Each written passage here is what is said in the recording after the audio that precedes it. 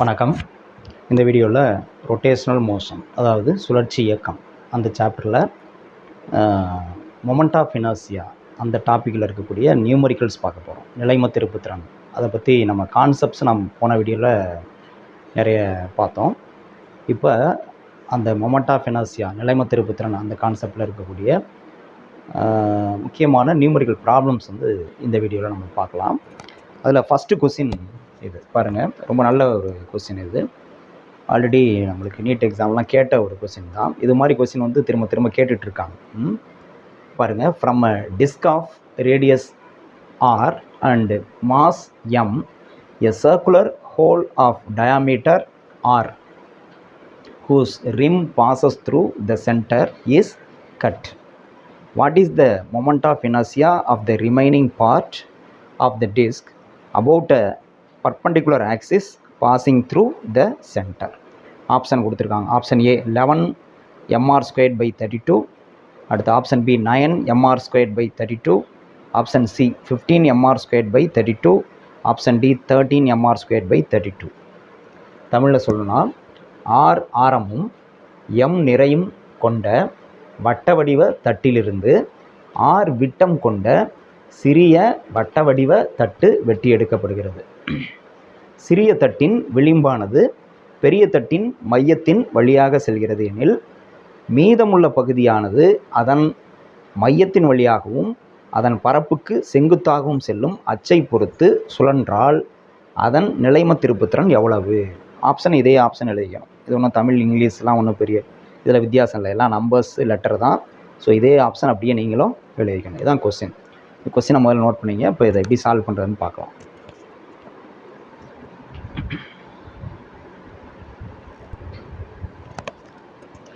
Right, இதை இப்போ எப்படி சால்வ் பண்ணுறதுன்னு பார்க்கலாம்.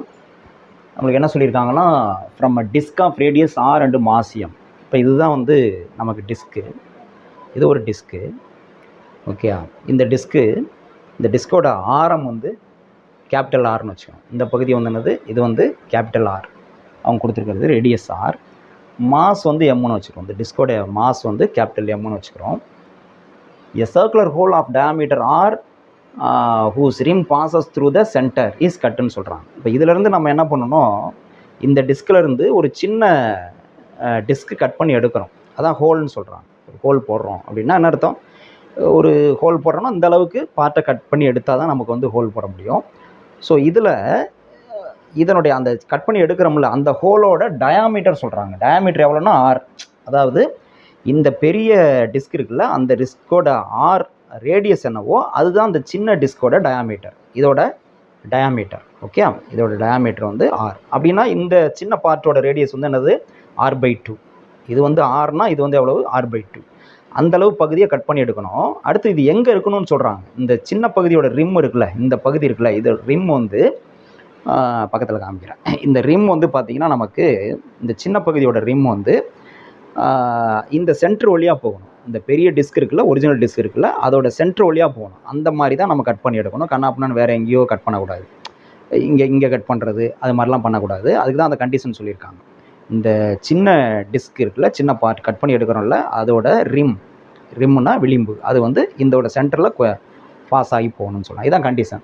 ஸோ இப்போ இதை வந்து நம்ம கட் பண்ணி எடுக்கிறோம். இப்படி கட் பண்ணி எடுத்துடுறோம். எடுத்ததுக்கப்புறம் அடுத்து என்ன கேட்குறாங்க, the moment of inertia of the remaining part of the disc about perpendicular axis passing through the centre. இப்போ இந்த இவ்வளோதான், இது கட் பண்ணி எடுத்தாச்சு. இந்த பார்ட்டோட இது மட்டும் சுற்றுனா இதோட மொமெண்ட் ஆஃப் இனர்ஷியா என்ன? சுற்றுனா அப்படின்னா எதை பொறுத்து சுற்றுது அப்படிங்கிறத பார்க்கணும். எதை பொறுத்து சொல்லியிருக்காங்கன்னா, perpendicular axis passing through the சென்டர்னு சொல்கிறாங்க. இந்த பார்ட் இருக்குல்ல, ரிமைனிங் பார்ட்டு, இந்த ரிமைனிங் பார்ட்டோட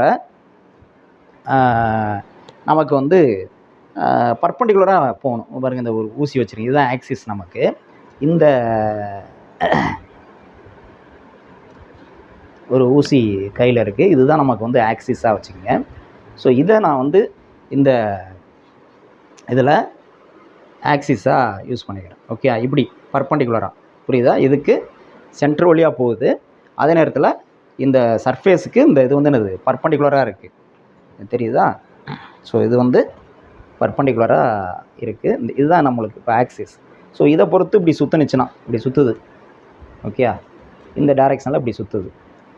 ஓகே, ஸோ இப்படி சுற்றுனுச்சுன்னா இதோட மொமெண்ட் ஆஃப் இனர்ஷியா என்ன, அதுதான் இப்போ நம்ம கண்டுபிடிக்கணும். ஓகே, இப்போ எப்படி கண்டுபிடிக்கிறது அப்படிங்கிறது பார்ப்போம். நான் இந்த இதெல்லாம் கொஸ்டினை வந்து எரேஸ் பண்ணிக்கிறேன் ஃபஸ்ட்டு. இப்போ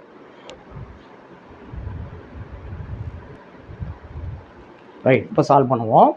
நம்ம கொஸ்டின் என்னென்னு இப்போ புரிஞ்சுருக்கோம். இப்போ நமக்கு வந்து இந்த பெரிய டிஸ்க் இருக்கு இல்லையா, பெரிய டிஸ்க், இதுதான் வந்து பெரிய டிஸ்க்னு வச்சுக்குவோம். அதோட ரேடியஸ் வந்து நமக்கு கேபிட்டல் ஆர். இது வந்து என்னது, கேபிட்டல் ஆர், உங்களுக்கு தெரியும் இந்த டிஸ்கோட ரேடியஸ். இப்போ இதோட மாஸ் வந்து கேபிட்டல் எம்னு சொல்லியிருக்காங்க. இதில் இருந்து தான் நம்ம என்ன பண்ணுறோம், ஒரு பார்ட்டு ஸ்மால் பார்ட் வந்து கட் பண்ணி எடுக்கிறோம். இப்படி ஒரு ஹோல் கட் பண்ணி எடுக்கிறோம். இந்த பார்ட்டோட இந்த ஸ்மால் பார்ட், இந்த ஹோல் இருக்கு இல்லையா, இதோட டயாமீட்டர் ஆர்னு சொல்லியிருக்காங்க. டயாமீட்டர்னா என்னது, இது ஃபுல்லாக வந்து ஆர், அதாவது இதுக்கும் இதுவும் ஈக்குவல் அப்படின்னு அர்த்தம். அப்போ இதோட ரேடியஸ் என்னவாக இருக்கும் அப்படின்னா R/2 இல்லையா. இந்த சின்ன ஹோல் இருக்குல்ல, கட் பண்ணி எடுத்தோம்ல, இந்த பார்ட்டோட ரேடியஸ் இது வந்து என்னென்னா R/2. இது தெரியும், இது வந்து R/2. நாங்கள் தனியாக அந்த சைடில் எழுதுகிறேன்.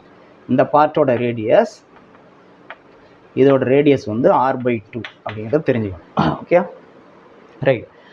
இப்போது நம்ம வந்து என்ன கண்டுபிடிக்கணும், இந்த இடத்துல ஒரு ஆக்சிஸ், இந்த என்டையர் பார்ட் இருக்குல்ல, அதோட சென்டர் வழியாக போகணும், O வழியாக போகணும், பர்பண்டிகுலராக இருக்கணும்.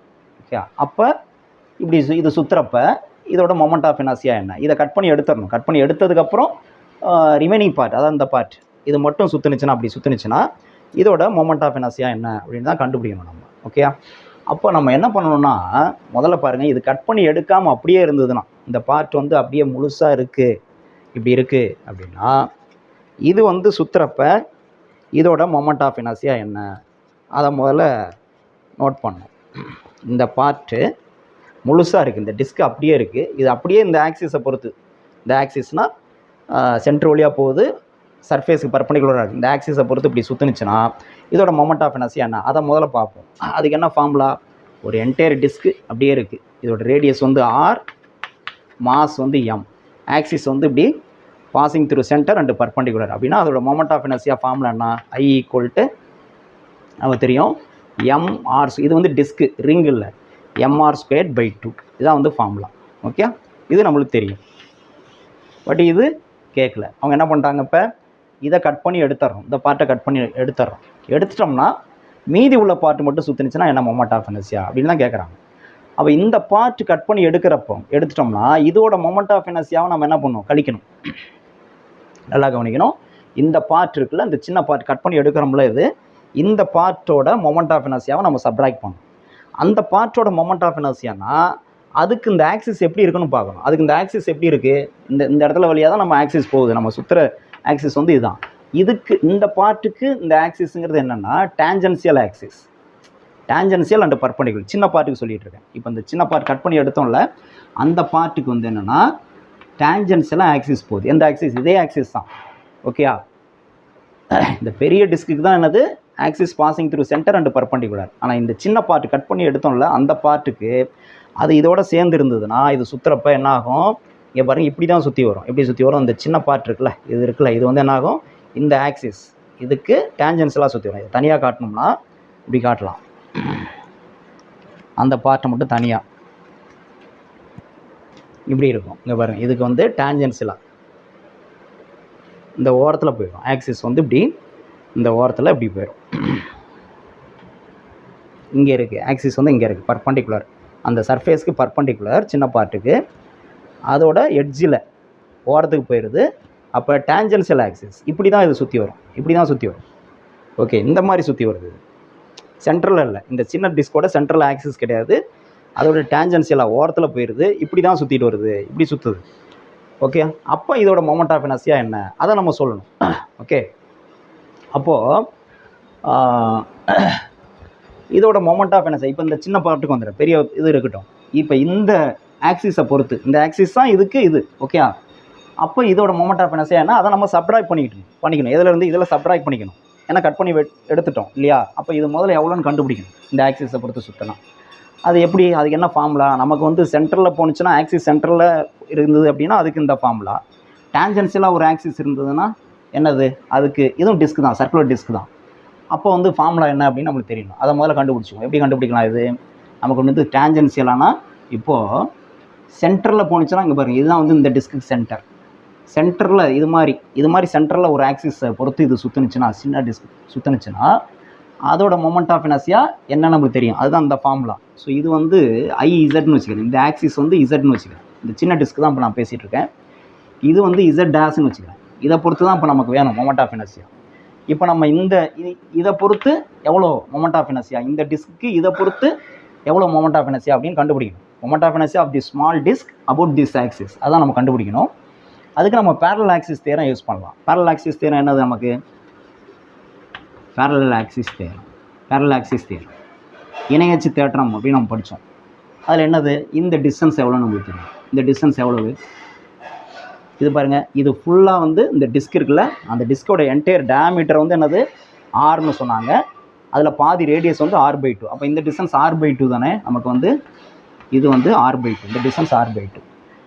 நமக்கு வந்து பேரலல் ஆக்சிஸ் தியரம் என்னது, இப்போ moment of inertia about this axis வேணும் அப்படின்னா IZ டேஷ் வேணும்னா ஈக்குவல் டு என்னது IZ, moment of inertia about the axis passing through centre plus mass of the object, mass of the disc. Mass இது small டிஸ்க்குங்கிறனால எம்எஸ்ன்னு போட்டுக்கிறேன், mass of the small disc. இந்த பெரிய டிஸ்கோட மாஸ் தான் M, சின்ன டிஸ்கோட மாஸ் எவ்வளோ நம்மளுக்கு தெரியாது, கண்டுபிடிக்கணும். MS இன்ட்டு இந்த டிஸ்டன்ஸ் வந்து என்னது R/2, அவ்வளோ டிஸ்டன்ஸ் ஸ்கொயர், அதான ஃபார்முலா நமக்கு. Into A² எழுதியிருப்போம். அந்த ஏங்கிறது அங்கே என்னது R/2. அப்போ இந்த இடத்துல என்ன பண்ணணும், R/2 ஹோல் ஸ்கொயர். அப்போ என்ன கிடைக்கும், இப்போ பாருங்கள், IZ டேஷ் ஈக்குவல் டு IZனா என்னது, moment of inertia of this disc about this axis. என்ன ஃபார்முலா நமக்கு, இந்த ஃபார்முலா. ஏன்னா இந்த ஆக்சிஸ் வந்து passing through centre and perpendicular to the surface, இந்த ஃபார்முலா. இங்கே எம்னா என்னது MS, ஸ்மால் டிஸ்கோட மாஸ், இன்ட்டு ஆர்னா என்னது இந்த டிஸ்கோட ரேடியஸ், அது R/2 நமக்கு. அப்போ R/2 square whole square by 2 வரணும். ஓகே, இதுதான் IZ.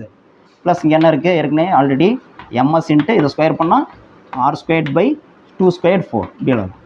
அப்போ எவ்வளோ வரும் பாருங்கள், IZ dash equal to MS into R², 2 square பண்ணால் 4. ஓகே, இது கீழே இருக்கட்டும். இங்கே 1/2 இருக்குது, இந்த 1/2 இருக்குது, இதை 2 ஸ்கொயர் பண்ணால் 4 இப்படி இருக்குது. அப்போ எவ்வளோ வரும், MS இன்ட்டு R² பை 4 எவ்வளோ வருது, MS இன்ட்டு R² பை இதில் 2 × 4 8 ப்ளஸ் இது எவ்வளவு MS into R² by 4. Okay, இப்போ நம்ம காமனாக என்ன எடுக்கலாம், MS இன்ட்டு R² காமனாக எடுக்கலாம். MS இன்ட்டு R² காமனாக எடுத்தாச்சு. மீதி என்ன இருக்கும், 1/8 ப்ளஸ் 1/4. ஓகே, இப்போ இதுக்கு LCM எடுங்க, என்ன வரும், கிராஸ் மல்டிபிள் பண்ணால் MS into R² into 4 1 4 8 1 8 8 4 12 by என்ன வரும் 32ன்னு வரும் இல்லையா, 12/32. அப்போ இது அப்படியே கூட இருக்கலாம். இதுதான் வந்து IZ டேஷ். ஓகே, இப்போது இதோட மாஸ் என்னன்னு தெரியும் நமக்கு. MS இருக்குல்ல, MS அப்படியே இருக்கட்டும். இதோட மாஸ் எவ்வளோ, MSனால் எவ்வளோ நம்மளுக்கு தெரியாது. ஆன்சர் வந்து MSலலாம் இல்லை, Mல தான் இருக்குது. ஆப்ஷன் பார்த்துருப்போம் இல்லையா. அப்போ இதை வந்து Mக்கு மாற்றணும். MSங்கிறது இந்த சின்ன டிஸ்கோட மாஸ், இந்த டிஸ்கோட மாஸ். அது இந்த மாஸோட மல்டிப்ளிகேஷனில் சொல்லணும். அப்போ எப்படி சொல்கிறது அப்படின்னா அதை கண்டுபிடிக்கணும். அதுக்கு தான் நம்ம என்ன பண்ணுறோம், டென்சிட்டி கான்செப்ட் யூஸ் பண்ணுறோம். ஓகே, இப்போ சர்ஃபேஸ் டென்சிட்டி இப்படி வச்சுக்குவோம். சர்ஃபேஸ் டென்சிட்டி அப்படின்னா இப்போ இந்த டிஸ்க்கு ஃபுல்லாக யூனிஃபார்ம் டென்சிட்டி இருக்கிற மாதிரி, அடர்த்தி இருக்கிற மாதிரி வச்சுக்குவோம். ஓகே, இப்போ டென்சிட்டினா ஜென்ரலாக என்னது நமக்கு மாஸ் பர் வால்யூம்னு சொல்லுவோம். மாஸ் பர் வால்யூம்னு சொல்லுவோம். ஓகே, டென்சிட்டி இது எதுக்காக நான் இப்போ பண்ணுறோம் அப்படின்னா இந்த மாஸ் MS கண்டுபிடிக்கிறதுக்காக. ஓகே, அப்போ அடர்த்தி. ஓகே, இங்கே வந்து இது வந்து டிஸ்க்கு, ஏன்னா அதனுடைய திக்னஸ் வந்து ரொம்ப சின்னதாக இருக்கும். டிஸ்க்குங்கிறப்ப அதனுடைய திக்னஸ் வந்து ரொம்ப சின்னதாக இருக்கும். அதனால் இங்கே வால்யூம், மாஸ் பர் வால்யூம் இல்லை, mass per area, surface area, mass per area. இது வந்து சர்ஃபேஸ் டென்சிட்டி அப்படின்னு எடுத்துக்கலாம், பரப்பு அடர்த்தின்னு எடுத்துக்கலாம். இது பேர் வந்து என்னது, சர்ஃபேஸ் டென்சிட்டி அப்படி எழுதிக்கிறேன். சர்ஃபேஸ் டென்சிட்டின்னு எடுத்துக்கலாம். ஓகே, பேர் வந்து சர்ஃபேஸ் டென்சிட்டி அப்படின்னே வச்சுக்கிறேன். அதாவது பரப்பு அடர்த்தி. ரோ ஈக்குவல் டு என்னது, மாஸ் பர் டோட்டல் ஏரியா. சரியா, total mass per total area. என்ன ஃபார்முலா, டோட்டல் மாஸ் மாஸ் வந்து எம் பை டோட்டல் ஏரியா என்னது, இந்த பெரிய டிஸ்கோட ஏரியா வந்து என்னது, இது வந்து சர்க்கிளோட ஏரியா வந்து என்னது πr². இப்படி எழுதலாம். இதுதான் வந்து ரோ. ஓகே, இப்போது இது வந்து இந்த டென்சிட்டி, சர்ஃபேஸ் டென்சிட்டி, பரப்பு அடர்த்திங்கிறது அந்த டிஸ்க்கு ஃபுல்லாக யூனிஃபார்மாக இருக்குது, கான்ஸ்டன்ட். ஓகே, அப்போ இந்த சின்ன டிஸ்க்கு எவ்வளோ, இதோட மாஸ் எவ்வளோ அப்படின்னு நான் கண்டுபிடிக்கணும். இப்போ இந்த ஃபார்முலா யூஸ் பண்ணலாம்.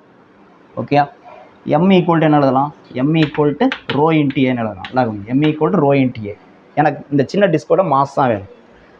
அப்போ எம்னா இங்கே சின்ன டிஸ்கோட மாஸ், அதனால் இங்கே நான் எம்எஸ் போட்டுக்கிறேன். ரோ வந்து கான்ஸ்டன்ட், ரோ எஸ்ன்னு போடக்கூடாது. ரோ வந்து சின்ன டிஸ்க்கு பெரிய டிஸ்க் எல்லாம் ஒன்று தான். ஏ ஏரியா ஆஃப் ஸ்மால் டிஸ்க், இந்த ஸ்மால் டிஸ்கோட ஏரியா தான் எனக்கு வேணும், அதனால் ஏஎஸ் போட்டுக்கிறேன். இப்போ என்ன வரும், எம்எஸ் இன்ட்டு ரோவுக்கு என்ன ஃபார்முலா கண்டுபிடிச்சிருக்கோம், இங்கே யூஸ் பண்ணியிருக்கோம், எம் பை, இது எம் தான், எம்எஸ் போட்டக்கூடாது, M by πr². Okay, r² தான் அது, இன்ட்டு ஏஎஸ். ஏஎஸ்னானது surface area of the small disc. இந்த ஸ்மால் டிஸ்கோட சர்ஃபேஸ் ஏரியானது இதே ஃபார்முலா πr² யூஸ் பண்ணோம்னா π இன்ட்டு இதோட ரேடியஸ் r/2 இல்லையா, அப்போ r/2 ஹோல் ஸ்கொயர் இப்படி எழுதலாம்.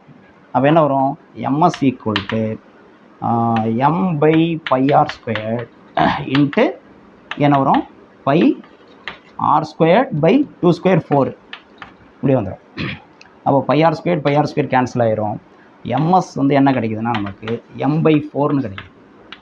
ஸோ இதோட மாஸ் வந்து m/4. இது பார்க்கும்போது தெரியுது நமக்கு, இந்த டிஸ்கில் வந்து இந்த பெரிய டிஸ்கில் வந்து கிட்டத்தட்ட 4 பார்ட் அப்படி, 4ல் 1 பங்கு தான் இந்த சின்ன டிஸ்க்கு அப்படின்னு பார்க்கும்போதே தெரியுது.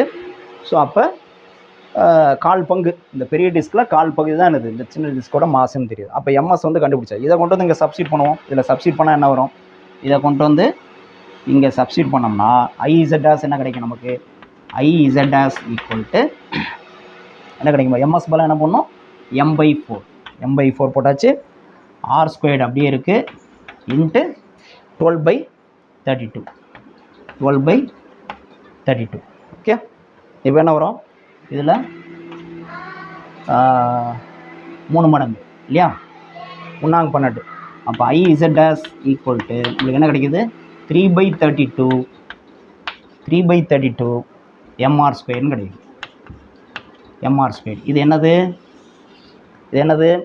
இந்த சின்ன டிஸ்க்கு இல்லையா, சின்ன டிஸ்க்கு இந்த ஆக்சிஸை பொறுத்து சுற்றினா அதோட மொமெண்ட் ஆஃப் இனர்ஷியா என்ன, நிலைம திருப்புத்திறன் என்னன்னு கண்டுபிடிச்சிட்டோம். ஸோ இந்த மதிப்பை என்ன பண்ணிடணும், இப்போ நம்ம இந்த மொத்த மதிப்புலேருந்து கழிச்சிடணும். மொத்தமாக அந்த டிஸ்க்கு ஃபுல்லாக இருந்ததுன்னா, எதுவுமே இதிலேருந்து கட் பண்ணி எடுக்கலை அப்படின்னா அது இந்த ஆக்சிஸை பொறுத்து சுற்றும் போது இவ்வளோ மொமெண்ட் ஆஃப் இனர்ஷியா. ஆனால் அதில் நம்ம ஒரு பகுதியை கட் பண்ணி எடுத்துட்டதுனால அதோட மொமெண்ட் ஆஃப் இனர்ஷியா கழிக்கணும். ஸோ இதிலிருந்து எதை கழிக்கணும், இப்போ இதை கழிக்கணும், சப்ட்ராக்ட் பண்ணணும். பண்ணால் நம்மளுக்கு ஆன்சர் கிடைச்சிடும். ஓகே, முதல்ல இதை நோட் பண்ணிக்கணும்.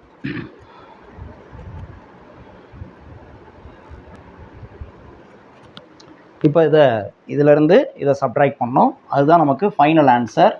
அது வந்து நம்ம என்ன வச்சுக்கலாம், ஃபைனல் அது வந்து IZ''ன்னு வச்சுருக்கோம், இது வந்து ஐன்னு வச்சுருக்கிறோம்.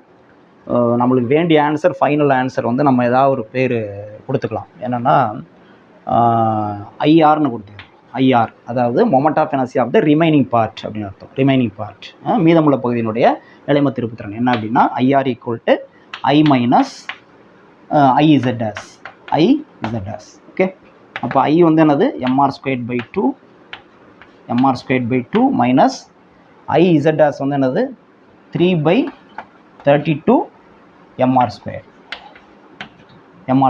ஓகே, என்ன வரும் பாருங்கள், இதை சால்வ் பண்ணணும். கிராஸ் மல்டிபிள் பண்ணால் 32 mr², 2 × 3 6, அப்போ -6 mr² டிவைட் பை 2 × 32 64. என்ன வரும், 32ல் 6 போச்சுன்னா 26 mr²/64. அப்போ எவ்வளோ வரும், 26 2ஆல் இது பண்ணால் 13 இது வந்து 32. அப்போ 13 mr²/32, 13 mr²/32. இதுதான் ஆன்சர். இந்த ஆப்ஷன் இருக்குது, கடைசி ஆப்ஷனாக இருந்தது. ஓகே, கடைசி ஆப்ஷனாக நமக்கு ஆப்ஷனில் கடைசி ஆப்ஷனாக இருந்தது 13 mr²/32 அப்படிங்கிறது. இதுதான் ஆன்சர். ஓகே, ஸோ இந்த கான்செப்ட் வந்து உங்களுக்கு தெரியணும். ஓகே, இதை நோட் பண்ணிக்கங்க.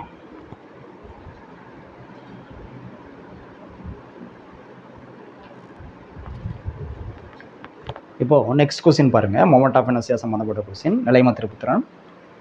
த solid cylinder of L, length 80 cm and mass M has radius of 20 cm. Calculate the density of the material used if the moment of inertia of the cylinder about an axis CD parallel to AB as shown in figure is 2.7 kg meter square. Diagram அவங்களே கொடுத்துட்டாங்க. இது solid cylinder, இங்கே ஒரு axis AB இருக்குது, இதோட length L, இங்கே ஒரு axis இருக்குது சிடி, அந்த ஏபிக்கும் சிடிக்கும் உள்ள டிஸ்டன்ஸ் அவங்களே கொடுத்துட்டாங்க, L/2ன்னு சொல்லிட்டாங்க. இது வந்து options. Okay, first option 1.49 × 10⁻² kg/m3, second option 7.5 × 10⁻1 kg/m3, third 14.9 kg/m3, D வந்து 7.5 × 10⁻² kg/m3.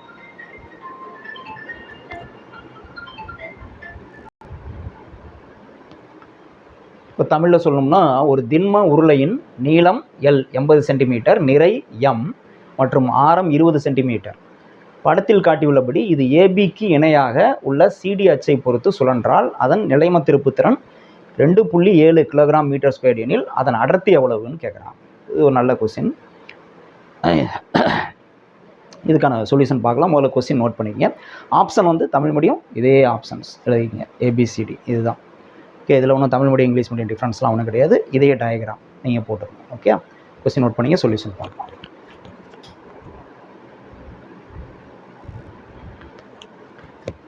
இப்போ சொல்யூஷன் பார்க்கலாம். அவங்க கொடுத்துருக்கிற டயக்ராம் வந்து இதுதான். ஒரு சிலிண்டர், அந்த சிலிண்டரோட லென்த்து வந்து கேபிட்டல் எல் கொடுத்துருக்காங்க. ஆக்சிஸ், அதாவது இந்த ஆக்சிஸ் வந்து AB passing through centre and perpendicular, அதாவது parallel to the length. இங்கே ஒரு ஆக்சிஸ் கொடுத்துருக்கு CD. the distance between AB and CD, இது ரெண்டு கடையில் உள்ள தொலைவு வந்து L/2ன்னு சொல்லியிருக்காங்க. இப்போ அவங்க என்ன கொடுத்துருக்காங்கன்னா, மொமெண்ட் ஆஃப் இனர்ஷியா கொடுத்துட்டாங்க. அதாவது சிடியை பொறுத்து, இதை பொறுத்து இந்த சிலிண்டர் அப்படி சுற்றி வரணும். அதாவது ஆக்சிஸ் ஆஃப் ரொட்டேஷன்னா ஆப்ஜெக்ட்டுக்குள்ளே தான் இருக்கணும்லாம் கிடையாது. இது பாருங்கள், ஆக்சிஸ் ஆஃப் ரொட்டேஷன் ஆப்ஜெக்ட்டுக்கு கம்ப்ளீட்டாக வெளியில் இருக்குது. அப்போ எப்படின்னா, இங்கே ஒரு இந்த இதில் ஒரு கைத்தை கட்டி, இந்த ஆக்சிஸ் கட்டி, இதை அப்படியே இது சுற்றி வந்தால் எப்படி இருக்கும், இந்த ஆக்சிஸை பொறுத்து இது அப்படியே சுற்றி வந்தால் எப்படி இருக்கும், அது மாதிரி அப்படி சுற்றி வந்ததுன்னா இதோட மொமெண்ட் ஆஃப் இனர்ஷியா என்னங்கிறது கொஸ்டின் கிடையாது, அது அவங்களே கொடுத்துட்டாங்க. ஐசிடி வந்து வேல்யூ வந்து அவங்களே கொடுத்துட்டாங்க. எவ்வளோ கொடுத்துருக்காங்க, ஐசிடியோட வேல்யூ வந்து 2.7 kg/m² அவங்க கொடுத்துட்டாங்க. 2.7 kg/m² அவங்க கொடுத்துட்டாங்க. அதனால் மொமெண்ட் ஆஃப் இனர்ஷியா நம்ம கண்டுபிடிக்க தேவையில்லை. அவங்க என்ன கேட்குறாங்க, density of the material of the cylinder. இந்த திண்ம உருளை ஃபுல்லாக திண்ம உருளை உள்ள வேக்கண்ட் ஏர்லாம் கிடையாது, ஃபுல்லாக கண்டென்ட் இருக்குது. திண்ம உருளை சாலிட் சிலிண்டர், அதோட டென்சிட்டி கேட்குறாங்க. Density of the substance rho கேட்குறாங்க. ஓகேயா, எப்படி கண்டுபிடிக்கிறது அப்படின்னு பார்ப்போம். இப்போ நமக்கு வந்து டென்சிட்டி வேணும்னா மாஸ் வால்யூம் ரெண்டும் தெரிஞ்சால் தான் நம்ம வந்து டென்சிட்டி கண்டுபிடிக்கணும். அப்போ முதல்ல வந்து மாஸ் கண்டுபிடிச்சிக்கலாம். மாஸ் கண்டுபிடிச்சோம்னா அதுக்கப்புறம் நம்ம அதிலிருந்து டென்சிட்டி கேல்குலேட் பண்ணிடலாம். மாஸ் கண்டுபிடிக்கிறதுக்காக தான் அவங்க மொமெண்ட் ஆஃப் இனர்ஷியா கொடுத்துருக்காங்க. மொமெண்ட் ஆஃப் இனர்ஷியா என்னது, இந்த ஆக்சிஸை பொறுத்து கொடுத்துருக்காங்க, இதை பொறுத்து கொடுக்கல. ஓகே, அப்போ இதை பொறுத்துனா இதனுடைய மொமெண்ட் ஆஃப் இனர்ஷியா என்னது, பேரலல் ஆக்சிஸ் தியரம் யூஸ் பண்ணும். Moment of inertia about AB, இது வந்து என்னது, moment of inertia about AB, அதாவது ஏபி அச்சை பொறுத்து நிலைம திருப்புத்திறன் என்னது, இதுதான் வந்து இந்த சிலிண்டரோட மையத்தின் வழியாக போகுது, அதனுடைய லென்த்துக்கு பேரலாக இருக்குது. நம்ம ஆல்ரெடி நம்ம படிச்சிருக்கோம், ஒரு சாலிட் சிலிண்டர் இருக்குது அப்படின்னா அதோட moment of inertia about the axis passing through centre அப்படின்னா அதுக்கு ஃபார்முலா என்னது, டிஸ்க்கு என்ன வருமோ அதே தான் வரும் அப்படின்னு பார்த்தோம். சாலிட் சிலிண்டர்னா டிஸ்க்கு என்ன வருமோ அது வரும், ஹாலோ சிலிண்டராக இருந்தால் ரிங்குக்கு என்ன வருமோ அதே வரும்லாம் படித்தோம். So mr²/2, mr²/2.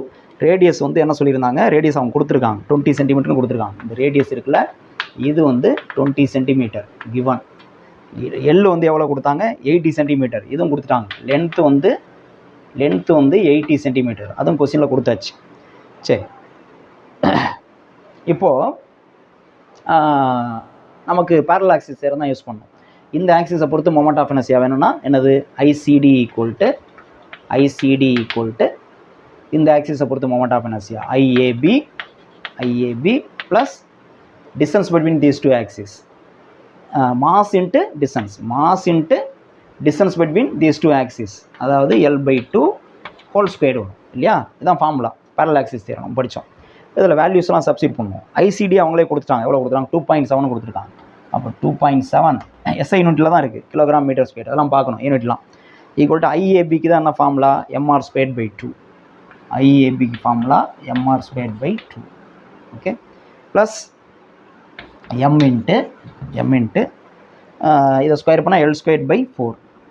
L²/4. Okay, இப்போது வேல்யூஸ் எல்லாம் சப்ஸ்டிட் பண்ணுவோம். பாருங்கள், 2.7 ஈக்குவல் டு எம் காமனாக வெளில எடுத்துடலாம். மீதி இருக்கிறது r²/2 ப்ளஸ் L²/4 இதுதான் இருக்குது. அப்போ இப்போ வேல்யூஸ் எல்லாம் சப்ஸ்டிட் பண்ணுவோம். எம் நம்மளுக்கு தெரியாது, எம் தான் கண்டுபிடிக்கணும். அப்படியே இருக்கட்டும். அப்போ 2.7 equal to M into R எவ்வளோ கொடுத்துருக்காங்க? 20 சென்டிமீட்டர். அதை எஸ்ஐ யூனிட்டுக்கு மாற்றினா 0.2 மீட்டர். இதெல்லாம் தெரியணும். 20 × 10⁻² மீட்டர்னு சொல்லலாம். அப்போ 0.2 ஆயிரும். அப்போ 0.2 ஆர் வந்து 0.2 மீட்டர் ஸ்கொயர் இருக்குது, மேலே ஸ்கொயர் இருக்குது, /2 ப்ளஸ் எல் வந்து 80 சென்டிமீட்டர். இதுவும் மீட்டருக்கு மாற்றினா 0.8 மீட்டர் ஆயிரும். அப்போ 0.8 2/4. ஓகே, இப்படி எழுதலாம். 2.7 equal to M into 0.2 square பண்ணால் என்ன வரும்? 0.04 வரும், /2 ப்ளஸ் 0.8 ஸ்கொயர் பண்ணால் 8 × 64. அப்போ 0.64/4 வரும். ஓகே, இப்போ இது வந்து எவ்வளவு? 0.02. இதை 4ஆல் அடித்தா 4 16 64. அப்போ எவ்வளோ வரும்? 0.16 வரும். ஓகே, அப்போ 2.7 ஈக்குவல் டு எம் இன்ட்டு இது ரெண்டும் ஆட் பண்ணால் கீழே எதுவுமே இல்லை, ரெண்டும் ஆட் பண்ணால் 0.02 × 0.16 எவ்வளோ வரும்? 0.18 வரும். ஓகே, அப்போ எம் ஈக்குவல் டு என்ன வரும்? M equal to 2.7 / 0.18. எவ்வளோ தடவை? இப்போ இது வந்து 27 × 10⁻−1 எழுதலாம். இதை வந்து 18 × 10⁻−2 எழுதலாம். ஓகே, அப்போ இது வந்து எத்தனை தடவை? 3ஆல் அடித்தா 6 3 18. இது 9 3 27 இல்லையா? அப்போ 9 × 6 9 3 27 இல்லை, 9லேயே அடித்தா 2 9 18 3 9 27. அப்போ 3/2 எவ்வளவு? 1.5. அப்போ 1.5 இன்ட்டு மேலே என்ன இருக்குது பாருங்கள், 10⁻−1. இந்த 10⁻−2 மேலே வந்தோன்னா +2, -1 +2. அப்போ எவ்வளோ வரும்? ஈக்குவல் டு 1.5 இன்ட்டு 10⁻−1 +2 எவ்வளவு? +1. அப்போ 1.5 × 10 15. எம் வந்து 15 kgன்னு கிடச்சிருச்சு. நமக்கு மாஸ் கிடச்சிருச்சு. எம் 15 kg அப்படின்னு கிடச்சிருச்சு. 15 கிலோ இந்த சிலிண்டரோட நிறை கண்டுபிடிச்சோம். எம் வந்து 15 கிலோ அப்படின்னு கிடச்சிருச்சு. அடுத்தது வந்து என்ன கண்டுபிடிக்கணும்? வால்யூம் தெரிஞ்சதுன்னா மாஸ் வால்யூம் அதிலிருந்து நம்ம டென்சிட்டி கால்குலேட் பண்ணிடலாம்.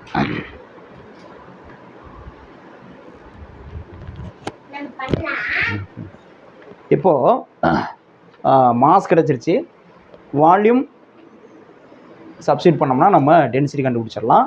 இப்போ நம்மளுக்கு தெரிஞ்ச வேல்யூ நோட் பண்ணிக்குவோம். மாஸ் தான் நம்மளுக்கு தேவை. மாஸ் இருக்குது. முதல்ல இதை நோட் பண்ணிக்கங்க. எரேஸ் பண்ணிக்கிறேன்.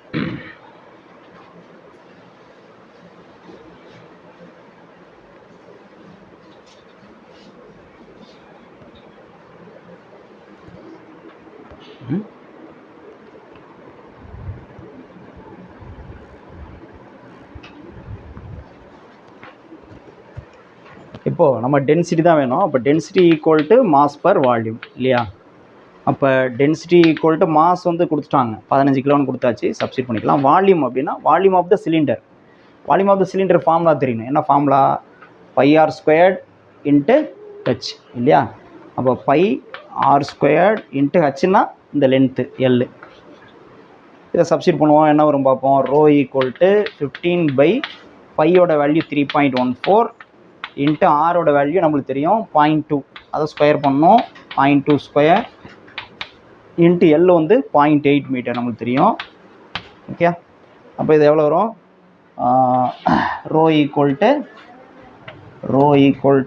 15/3.14 இன்ட்டு 0.2 ஸ்கொயர் பண்ணால் 0.04 இன்ட்டு எல் வந்து 0.8. ஓகே, இப்போ இதை நீங்கள் சால்வ் பண்ணிங்கன்னா உங்களுக்கு வந்து ஆன்சர் எவ்வளோ வரும்னா இது அப்ராக்சிமேட்டாக நீங்கள் பார்த்தாவே தெரியும். ஜஸ்ட்டு மல்டிப்ளை பண்ணிவிட்டு டிவைட் பண்ணி பார்த்தீங்கன்னா அக்யூரேட்டாக இது பண்ணணும்னு அவசியம் இல்லை. அப்ராக்சிமேட்டாக உங்களுக்கு பார்த்தீங்கன்னாவே என்ன தெரியும்னா அப்ராக்சிமேட்டாக பார்த்தீங்கன்னாவே 1.5 × 10⁻² அப்படின்னு ஆன்சர் வரும். இதை சால்வ் பண்ணி பாருங்கள். 1.5 × 10⁻²ன்னு வரும். அப்போ அதுக்கு நியரஸ்ட் வேல்யூ ஆப்ஷன்ஸில் பார்த்தீங்கன்னா உங்களுக்கு வந்து 1.49 × 10⁻² kg/m3 இருக்கும் ஆப்ஷனில். எத்தனாவது ஆப்ஷன்னா 1.49 × 10⁻² kg/m3ங்கிறது ஃபஸ்ட் ஆப்ஷன் இது இருக்கும். ஸோ இது மாதிரி ஆப்ஷன் தகுந்த மாதிரி நம்ம வந்து அப்ராக்சிமேட்டாக அந்த வேல்யூ தெரிஞ்சால் போதும். 10 பவர்லாம் கரெக்டாக பார்க்கணும். இது மட்டும் நம்மளுக்கு வந்து அப்ராக்சிமேட்டாக தெரிஞ்சாவே அந்த ஆன்சரை நம்ம கேட்ச் பண்ணிடலாம். ஏன்னா அந்த டிவைட் பண்ணுறது இதெல்லாம் டெசிமல்லாம் வரதுனால கொஞ்சம் சிரமமாக இருக்கும். அதுக்கு கொஞ்சம் ரவுண்ட் ஆஃப் பண்ணிட்டு இப்போ உதாரணத்துக்கு இது 3.1415னா இது 3ன்னா எடுத்துக்கிட்டு 5 அப்படி கேன்சல் பண்ணி பார்க்கலாம். ஒன்றும் பெரிய அளவில் மதிப்பு மாறாது. ஓகே, பவர்ஸ் மட்டும் கரெக்டாக பார்க்கணும்.